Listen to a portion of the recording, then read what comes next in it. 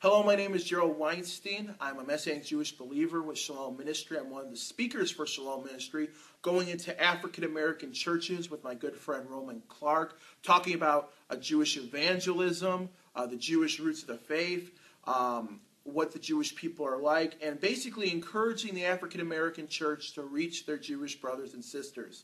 I am very supportive of Shalom Ministry and Pastor Denson, specifically because of the opportunities it's provided for me as a young Messianic Jewish believer, but also because I very strongly believe in the mission of Shalom Ministry, of reaching Jewish people through the African American church.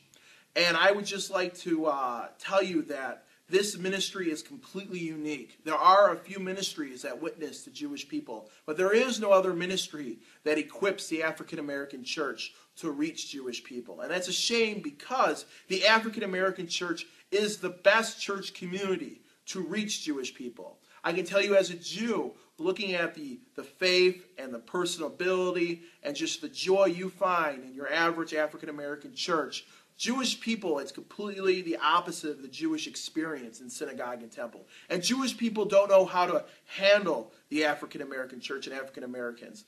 And African Americans can reach Jewish people in a way that other people can't because of the fellowship of suffering that is shared between the Jewish community and the African American community.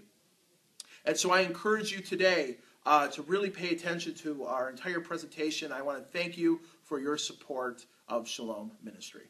And Jerry, didn't you have a personal testimony about this as well?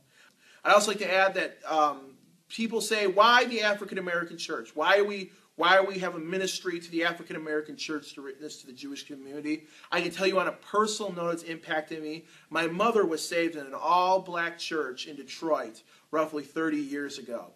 And the Lord worked in her life, bringing her to Him, and He worked through that church to allow them to come together when she walked down that aisle 30 years ago.